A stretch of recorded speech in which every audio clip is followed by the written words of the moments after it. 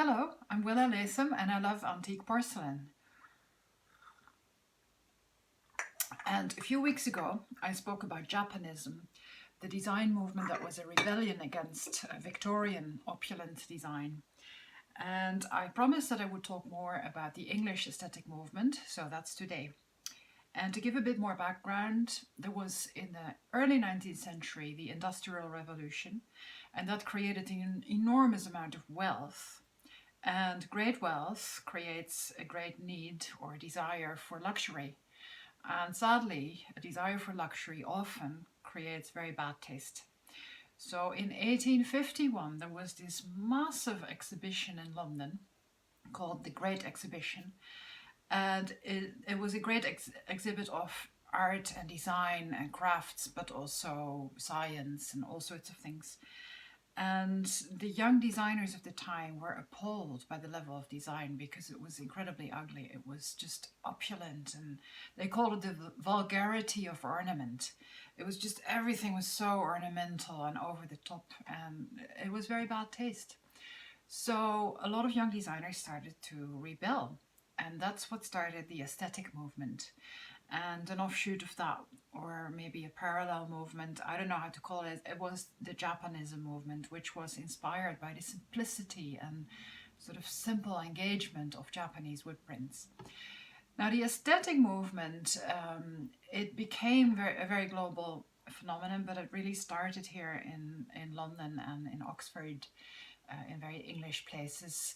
The motto of the aesthetic movement designers was art for art's sake, because art had become, and design too, it had become something to personify all sorts of things: wealth and social status and religious and moral messages.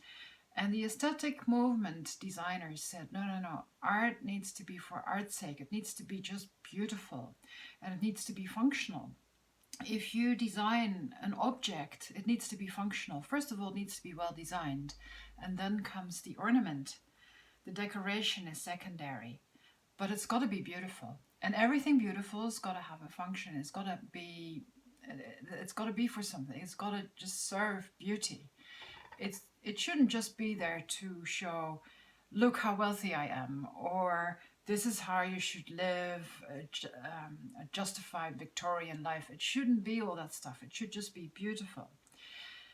So the aesthetic movement, I'll tell you about some very famous names.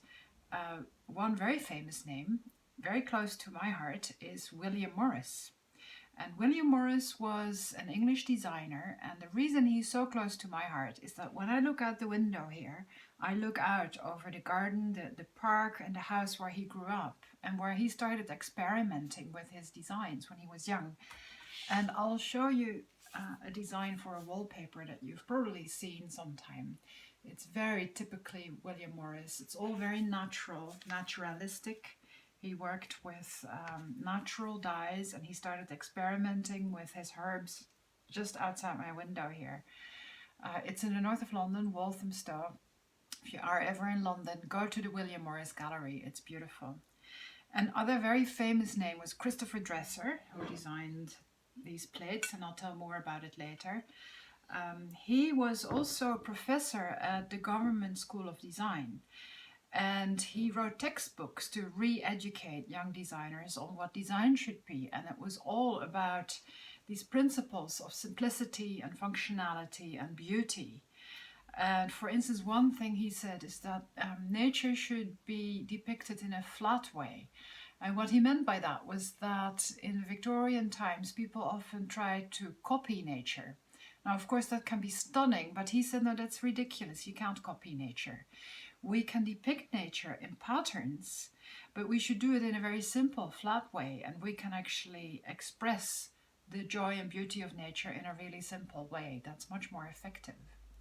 Now, I'll show you some things that's clarified very clearly. For instance, I have this set of 8 small plates made by Jacob Bagley in Staffordshire, and this is a great example of aesthetic design and the flatness of nature. Very simple transfer prints of some birds doing their stuff. They're sitting in a tree, and I'm always wondering with these plates, are they sharing a juicy worm for breakfast, or are they building a nest? And we don't know, but these birds are incredibly engaging, and yet it's just a very simple picture. It's not trying to copy nature. And for instance, there is this wonderful little coffee cup with a stork, beautiful patterns, and it's sort of it's ornamental, but it's also simple. And the thing about these is that the birds really become the decoration. They're not just ornaments, they are the decoration. And if you really want to see what that means, well, then there is this beautiful brownfield teacup. See, it's completely integrated in the way the porcelain has been molded, and even the cup handle is part of the flower. So the flower is not the ornament, it is everything. If I want to drink my tea from this, I'm going to have to pick up the flower. It makes me engage with the whole thing. It's really fabulous. And then I have, well, this is a real stunner. These are big plates designed by Christopher Dresser, the very, very famous designer, and made by Minton.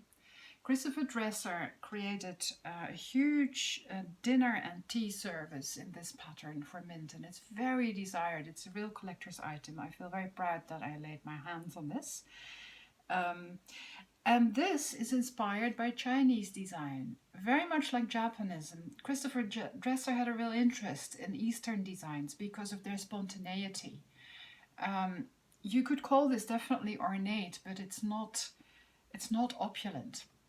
And this is called Chinese Cloisonne, this method. It is actually an imitation of a very ancient Chinese technique of cloisonne, which is metal. It's enameled metal. So this looks a bit like enameled metal, and you see it's very sort of densely done, and it's beautiful. It's I've seen a picture somewhere of the ancient, very, very old Chinese pattern that must have inspired Christopher Dresser to this particular design. So, and then talking about teacups, there were designers like Charles Wildman, very famous, the Wildman or Shelley cups, very, very famous collector's items. He would have never called himself an aesthetic movement designer, but actually he was the one bringing it into the mainstream because he took a lot of these principles. This is a cup that my grandmother had and that I drank from when I was a child, and then of course it all got lost, and I found later an identical cup on eBay, and I was so excited. So I use this cup every single day, and look, this is what I mean by the very effective, uplifting, flat methodology of depicting nature. The aesthetic movement, it's very typical. And when you think about it, Belleek, the factory in Ireland, they would have never known about the term aesthetic movement. They were in a very different design world, and they did very much their own thing. But if you think about the way Belleek designed, it has a lot of similarities, and perhaps that's why Queen Victoria, who was a great fan of William Morris and had him design many different things for Buckingham Palace, and also the Victoria and Albert Museum. You have to have a look at the restaurant there if you're ever there. It's all designed by William Morris himself, and it's absolutely gorgeous. She made Belleek famous because she loved it. Maybe she loved it because it was actually so similar to the aesthetic movement. So that was it for today. I hope you enjoyed that. If you watch this on YouTube, click subscribe and you'll get this video every week. And you can also follow me on Instagram, where I post beautiful pictures and a story every single day. And all these beautiful items and many, many more you can find on my website. It's gentlerattleofchina.com. Thank you for watching. Bye bye.